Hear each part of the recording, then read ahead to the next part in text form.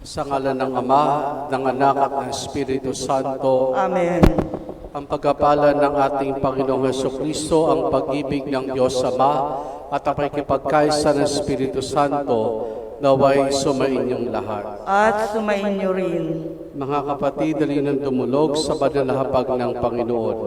At upang tayo maging marapat makibahagi sa ating pagdiriwang, aminin natin ang ating mga kasalanan.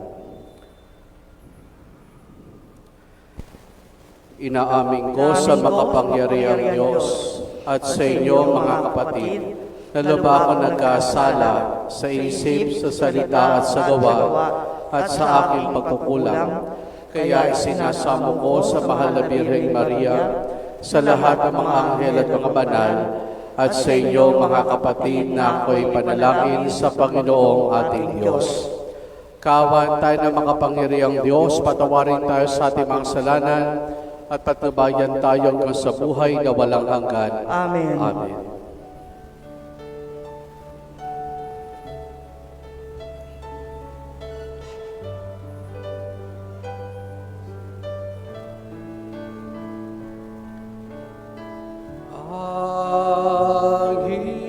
Panginoon, kawan mo kami.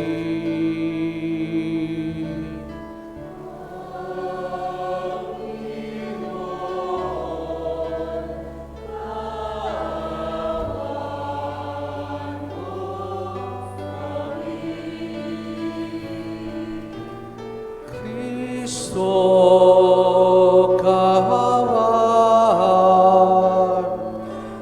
mo kami.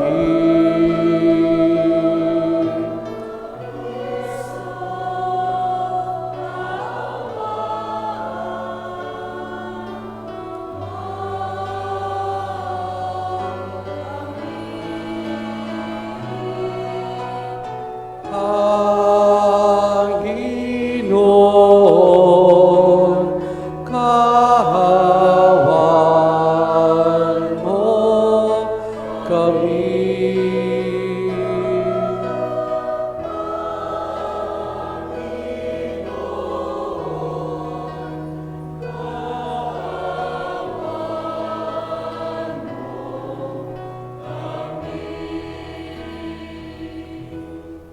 Luwalhati sa Diyos sa kaitaasan.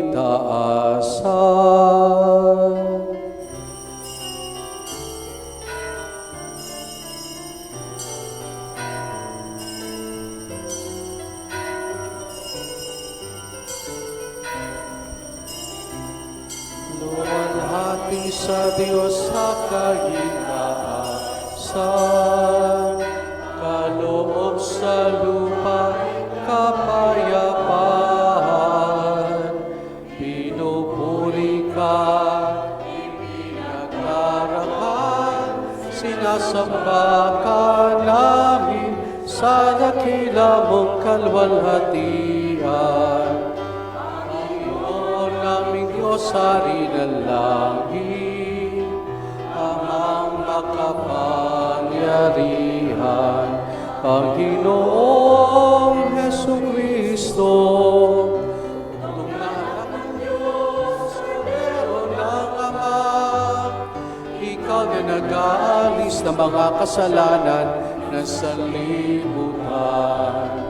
Tanggapin mo ang aming kahilingan, ikaw na naluklok sa kanan ng Ama, maawa ka sa amin, ikaw lamang ang banal, Panginoong Hesukristo, kasama ng Espiritu, sa walhati ng Ama.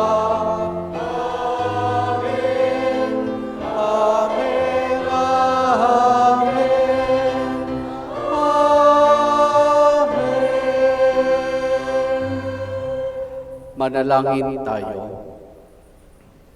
Ama naming makapangyarihan, kaming iyong mga kinupkop ay niloob mo maging mga anak sa liwanag mong kaloob. Huwag mo ipahintulot na sa katiwalian kami masangkot. Panatilihin mo kaming nagliliwanag sa iyong katapatang lubos na sumisikat sa pamamagitan ni Jesus kasama ng Espiritu Santo magpasawalang hanggan. Amen. Sa unang pagbasa, inantimpalaan ni Propeta Eliseo ang babaeng tumanggap sa kanya.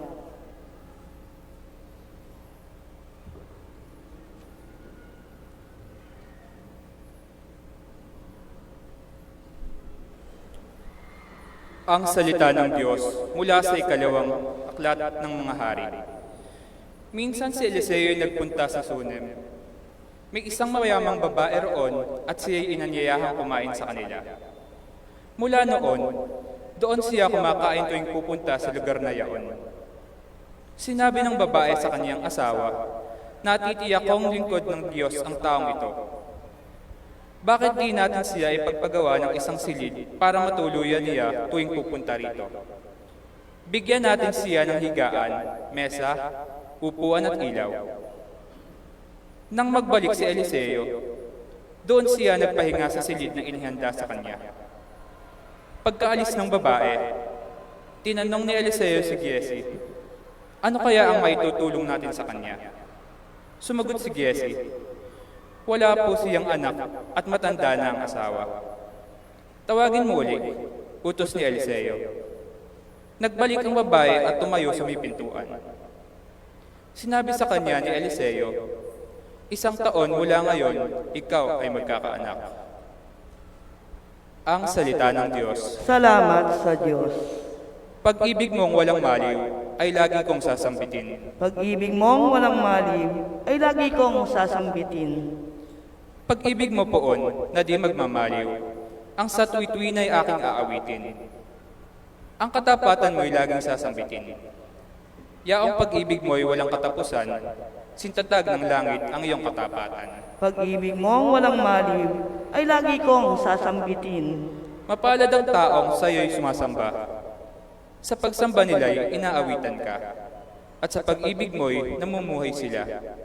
Sa buong maghapon ika'y pinupuri, ang katarungan mo'y siyang sinasabi. Pag-ibig mong walang maliw ay lagi kong sasambitin. Ang tagumpay namin ay iyong kaloob, dahilan sa iyong kagandahang loob. Pagkat pinili mo yung hari namin, kaloob mo ito, banal ng Israel. Pag-ibig mong walang maliw ay lagi naming sasambitin. Sa ikalawang pagbasa, tinatawagan tayo ni Apostol San Pablo bilang mga binyagan na mamuhay sa Diyos.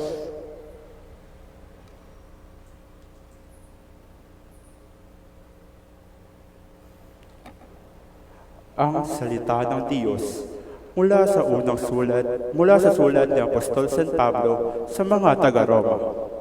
Mga kapatid, hindi ba ninyo nalalaman na tayong lahat na nabinyagan kay Kristo Jesus ay nabinyagan sa kanyang kamatayan?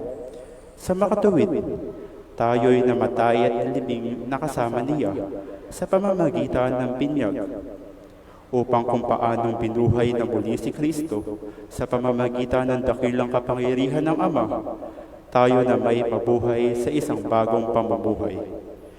Ngunit tayo'y naniniwalang mabubuhay tayo kasama ni Kristo kung namatay tayo kasama niya. Alam nating si Kristo na muling binuhay ay hindi na muling mamamatay. Wala nang kapangyarihan sa kanya ang kamatayan nang siya'y mamatay. Namatay siya ng minsanang para sa kasalanan, at ang buhay niya ngayon para sa Diyos. Kaya dapat ninyong ibilang ang inyong sarili na patay na sa kasalanan, datapwat buhay naman para sa Diyos. Sa inyo ang pakikipag-isa kay Kristo Jesus. Ang salita ng Diyos. Salamat sa Diyos.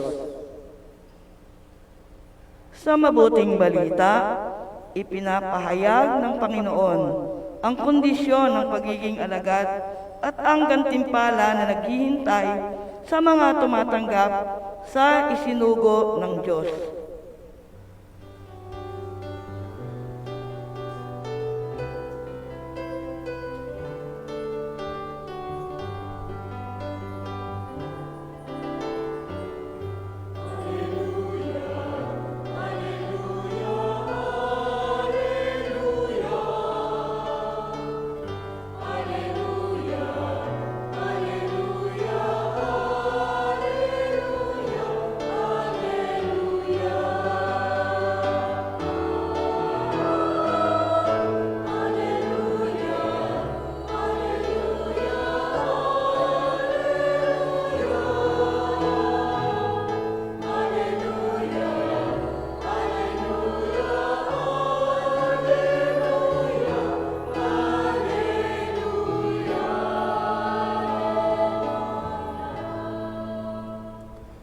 Sumainyo ang Panginoon. At sumainyo rin. Ang mabuting balita ng Panginoon ayon kay San Mateo. Papuri sa iyo, Panginoon.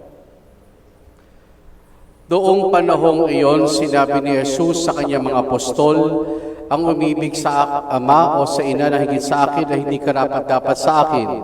At ang umiibig sa anak na lalaki o babae na higit sa akin ay hindi karapat-dapat sa akin.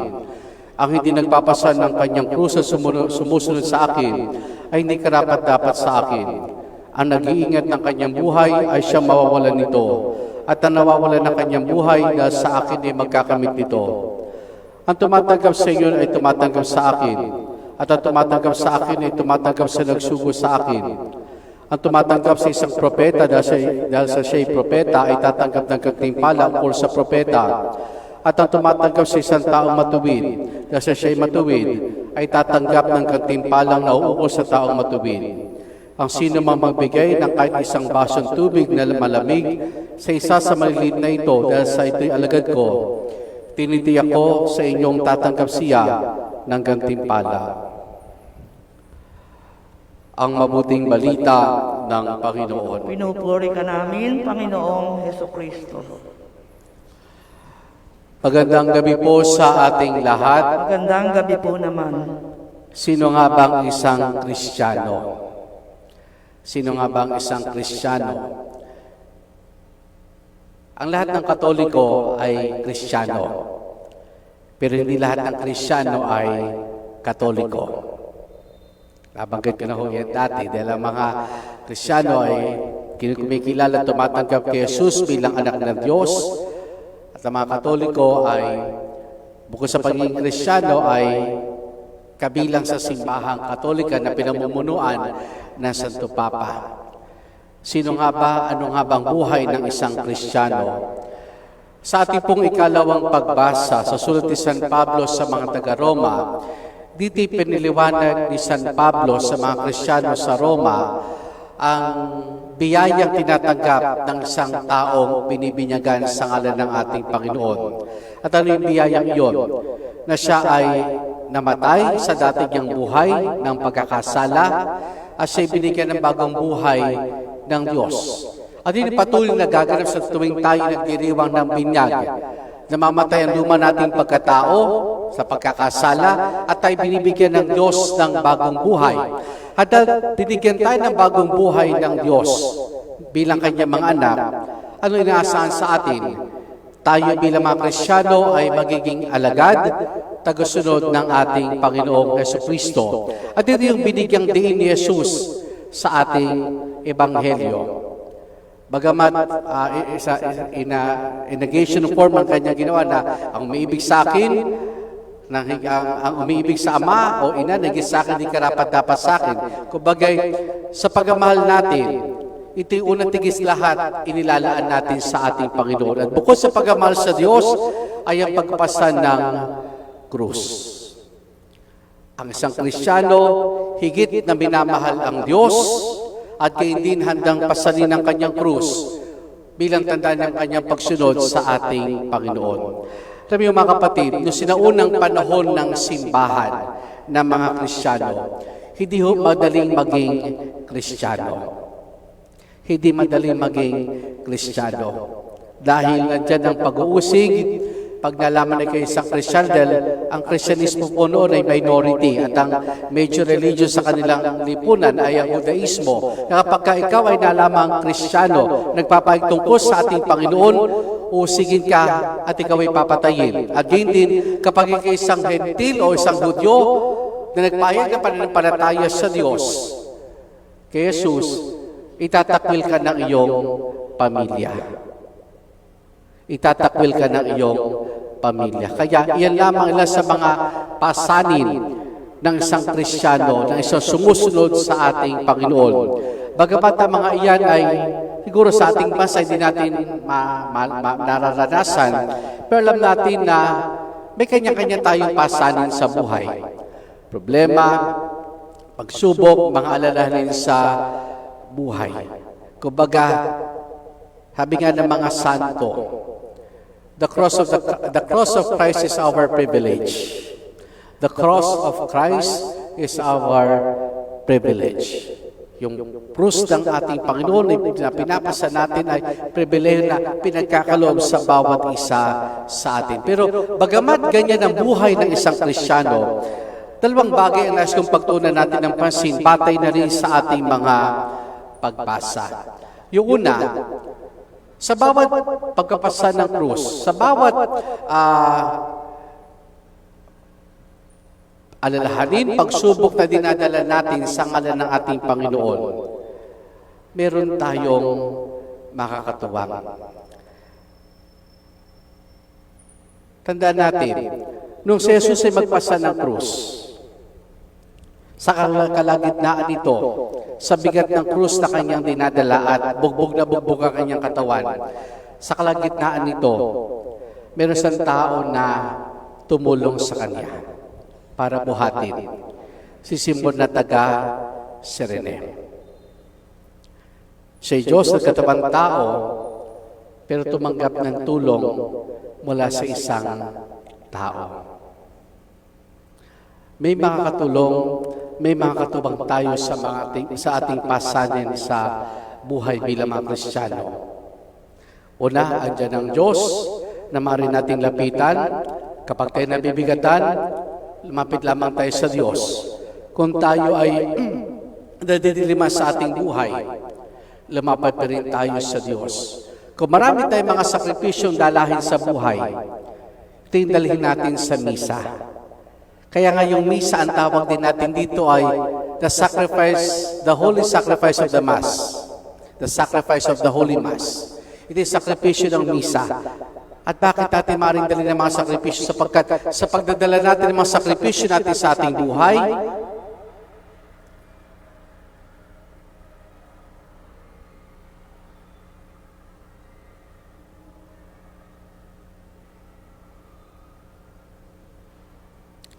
sa pagdadala natin mga sakripisyo natin sa buhay, ito yung dinadala natin sa bawat sakripisyo ng misa na pakikibahagi natin sa sakripisyo na ginawa ng ating Panginoon. Kaya nga, di ba minsan, pag dumarating tayo sa simbahan, marami tayo, para ang bigat-bigat ng pakiramdam natin.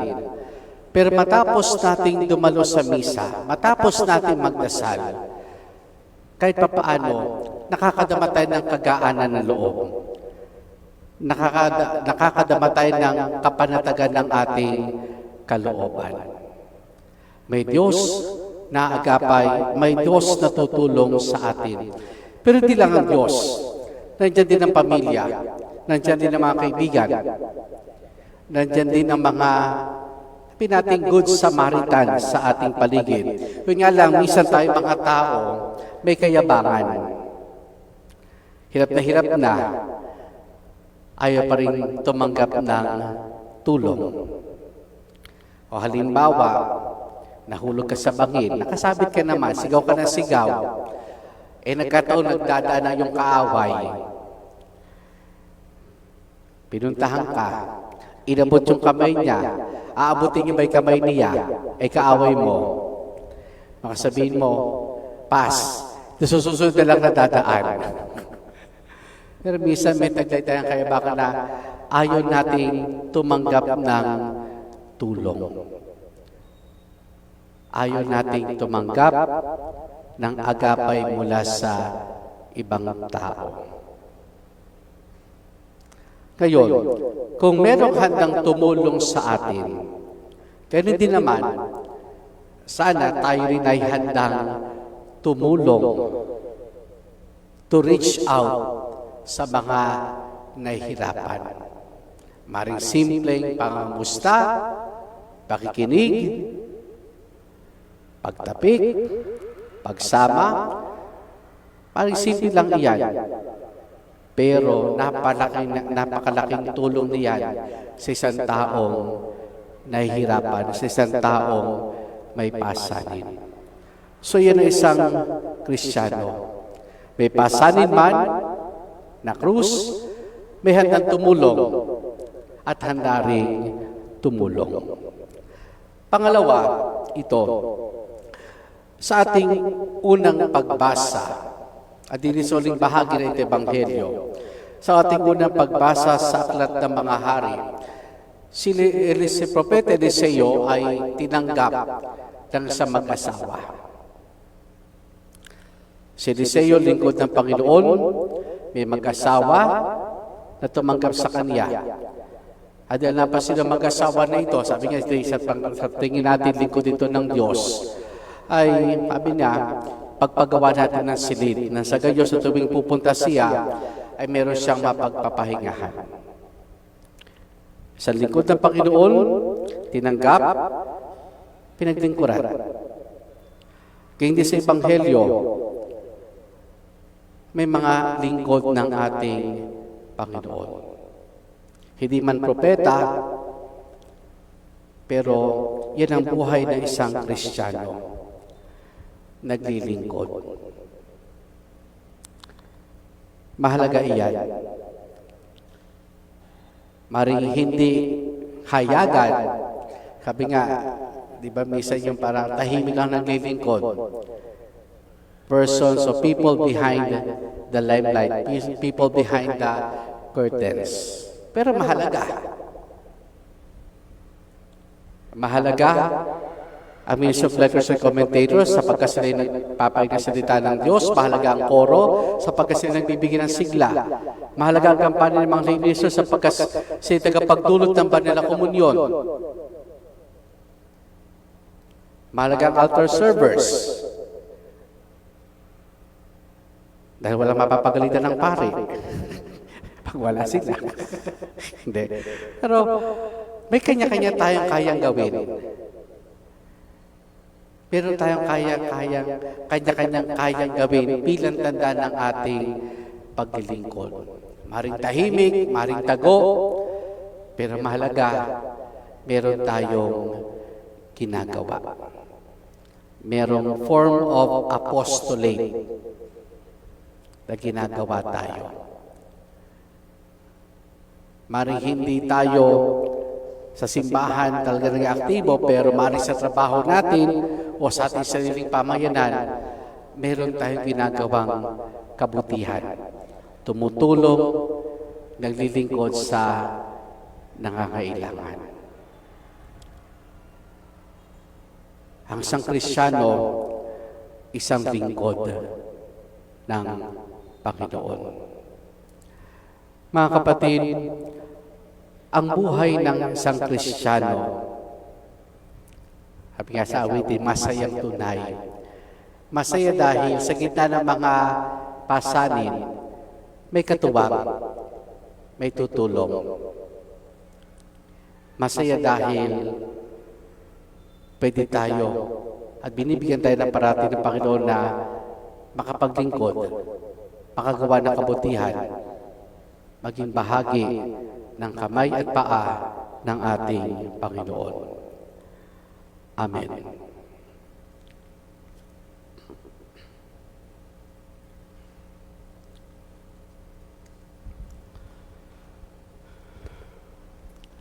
Sama-sama nating pahayag ang ating pananampalataya.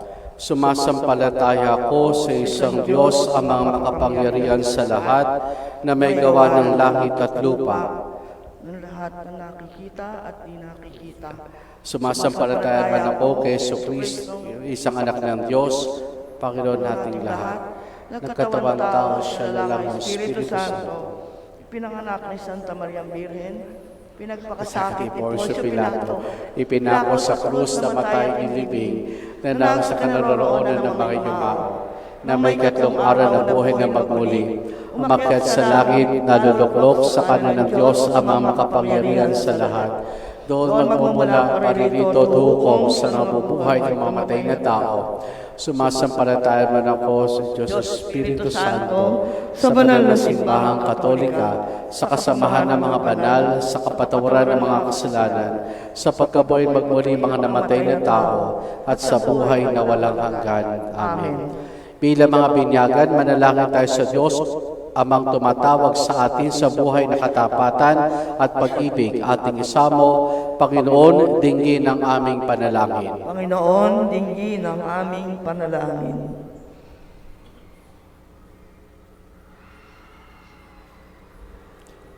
upang sikapin ng simbahang magbuklod ang lahat sa isang pananampalataya, isang binyag at isang Panginoon.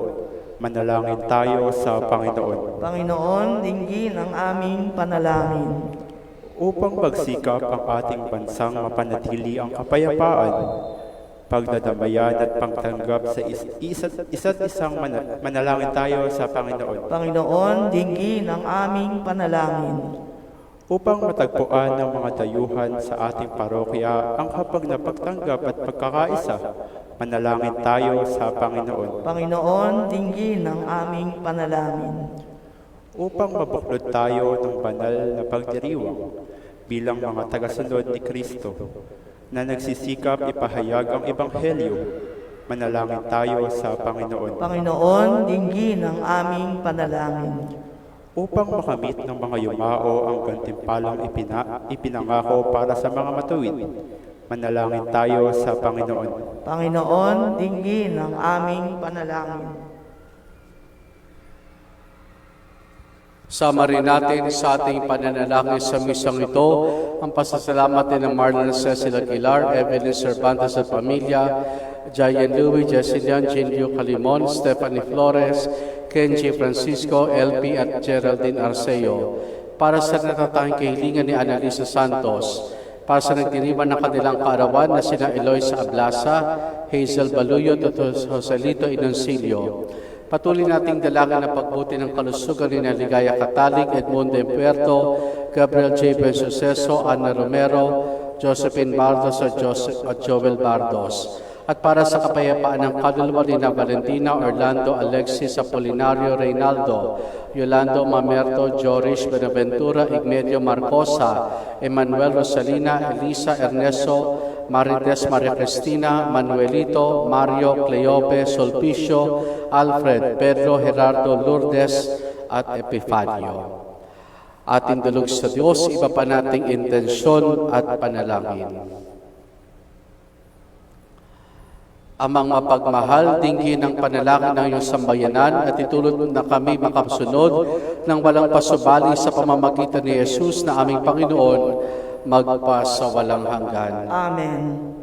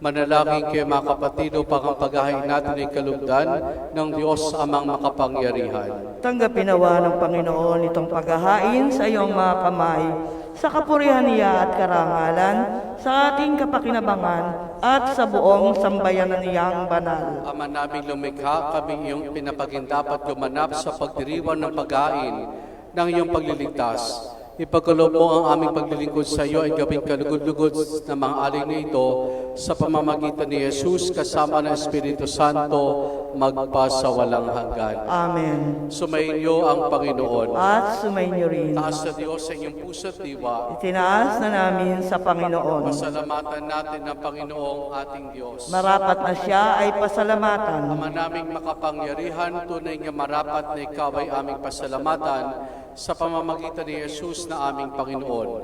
Siyang salitang katubang mo at kapiling noong ang lahat ng umiira iyong likhain. Siya'y sinugo mo para kami sa gapit palayain. Kasi kinalingan ng mahal na Birhen naging kanyang inang totoo sa kapangyarihan ng Espiritu Santo. Inako niyang sundin na loob mo at kamtin ng samay ng banal para sa iyo. Pinagtiisan niyang iyon sa krus ang kanyang mga kamay upang magwakas ang kamatayan at mahayag ang pagkabuhay. Kaya kaysa ng mga anghel, nagsisiawit ng papuri sa nang walang humpay sa kalangitan, kami nagbubunyi sa iyong kadakilaan.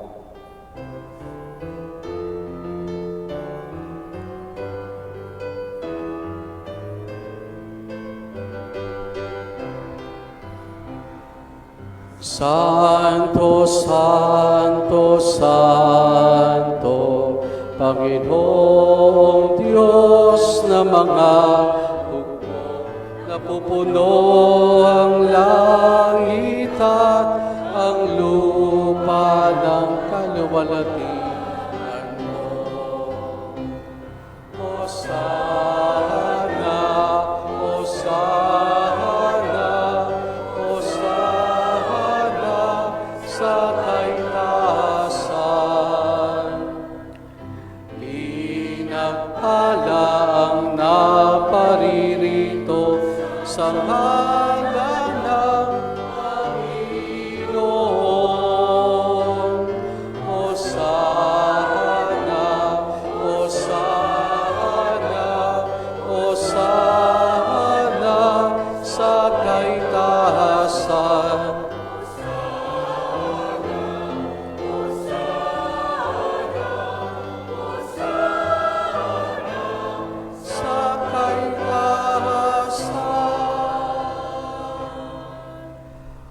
Ama naming banal, ikaw ang bukal ng tanang kabanalan. Kaya't sa pamamagitan ng iyong Espiritu, gawin mong banal ang mga kaloob na ito upang para sa amin, maging katawan at dugo ng aming Panginoong Hesukristo. Bago niya pinagtiis ang kusang loob na maging handog, hinawakan niya ang tinapay. Pinasalamatan ka niya, pinaghati-hati na yon. Iniabot sa kanya mga alagad at sinabi, tanggapin ninyong lahat nito at kanin itong aking katawan na ihahandog para sa inyo.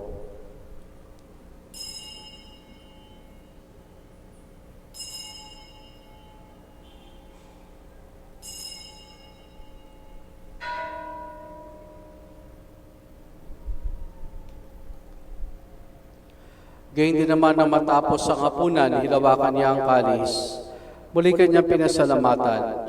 Iniabot niyang kalis sa kanyang mga alagad at sinabi, tanggapin ninyong lahat ito, tinubin itong kalis ng aking dugo, ng bago't walang hanggang tipan. Ang aking dugo na ibubuhos para sa inyo at para sa lahat sa kapagpapatawad ng mga kasalanan. Gawin ninyo ito sa pag-alaala sa akin.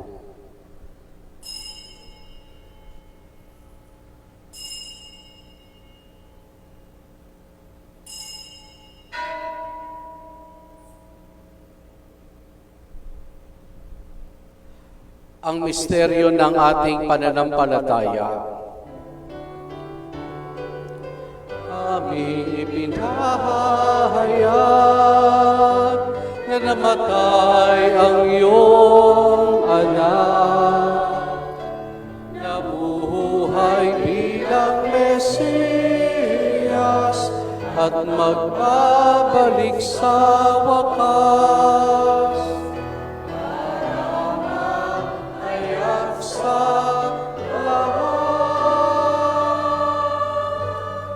Ama, ginagawa namin ngayon ang pag-alaala sa pagkamatay at muling pagkabuhay ni iyong anak. Kaya tiyalay namin sa iyong tinapay na nagbibigay buhay at ang karis sa kakaloob ng kaligtasan. Kami nagpapasalamat dahil kami minarapat tutumayo sa harap mo para maglingkod sa iyo.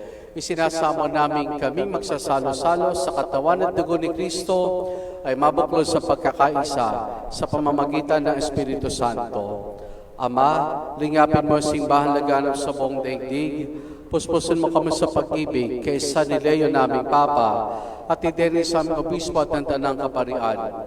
Alalahanin mo rin mga kapatid naming nahinglay na may pag-asang sila muling mabubuhay, gayon din na lahat ang mga pamanaw at mga kaluluwa sa purgatorio. Kaawan mo sa patuloyin sa iyong kaliwanagan. Kaawan mo at pagindapati kaming lahat na makasalo sa iyong buhay na walang wakas. Kaisa ng mahal na Birheng Maria, na Ina ng Diyos, ang kanyang kabiyak ng puso, si San Jose, kaisa ng mga apostol, ni San Juan Bautista, San Isidro, at ang lahat ng mga banal, hanamuhay dito sa daigdig na kalugod-lugod sa iyo. May pagdiwanawa namin ang pagpupuri sa kararangal mo sa pamamagitan ng iyong anak na aming Panginoong Hesukristo. Sa pamamagitan ni Kristo, kasama niya at sa Kanya, ang lahat ng parangal papuri sa iyo, Diyos Ama makapangyarihan, kasama ng Espiritu Santo, magpa sa walang hanggan.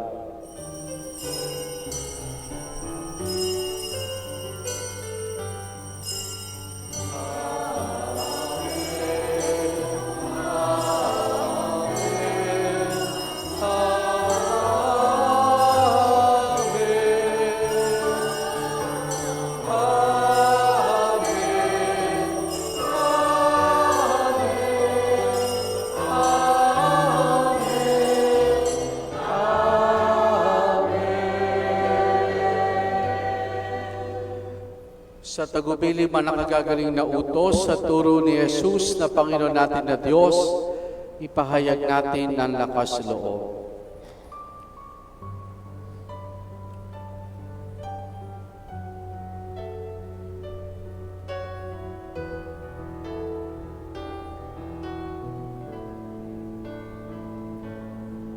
Ama namin, sumasalangit sambahin ang ngalan mo, mapasa amin ang kaharian mo, sundin ang loob mo, dito sa lupa para ng sa langit. Bigyan mo kami ngayon ng aming kakanin sa araw-araw at patawarin mo kami sa aming mga sala para ng pagpapatawad namin sa nagkakasala sa amin. At huwag mo kaming ipahintulot sa tukso, at yadya mo kami sa lahat ng masama. Hinihiling namin kay Media sa lahat ng masama, pagkalooban ng kapayapaan, araw-araw iligtas sa kasalanan, at ilayos lahat ng kapahamakan, samantalang aming masayang pinananabikan ang dakilang araw ng pagkapahayag ng tagapagligtas naming si Jesucristo.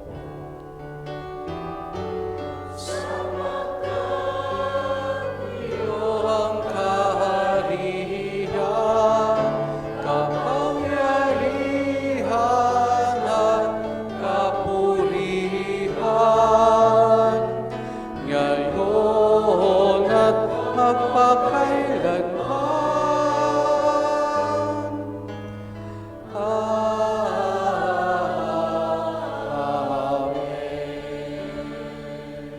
Panginoong Kristo, sinabi mo sa iyong mga apostol, kapayapaan na iniwan ko sa inyong aking kapayapaan na ibinibigay ko sa inyo.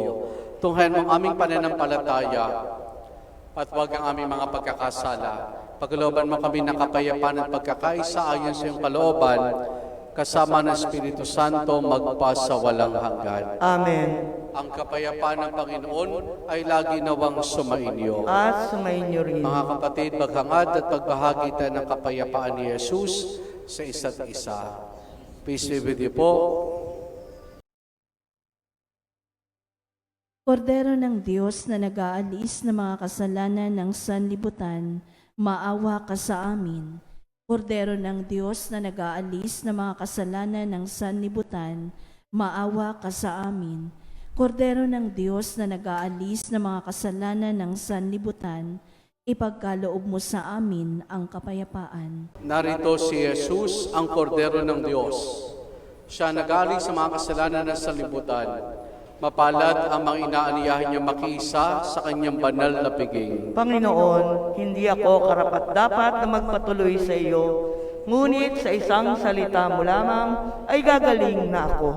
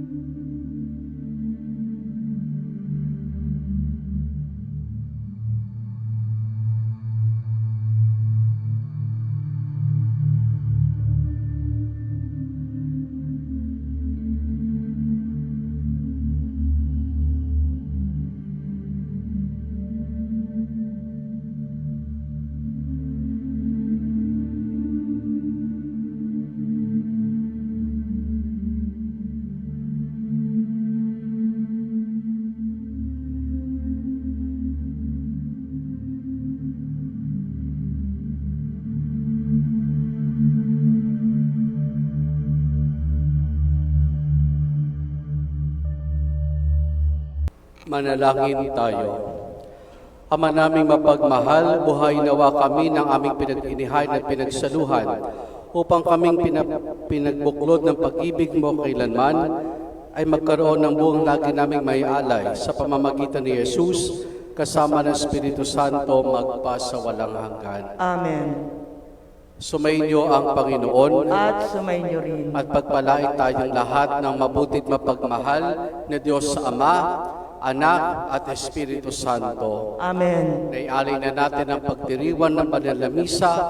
Humayo tayo mga Kristiyanong naglilingkod at nagpapasan ng mga krus. Salamat sa Diyos. Purihin po natin ang ating Panginoon.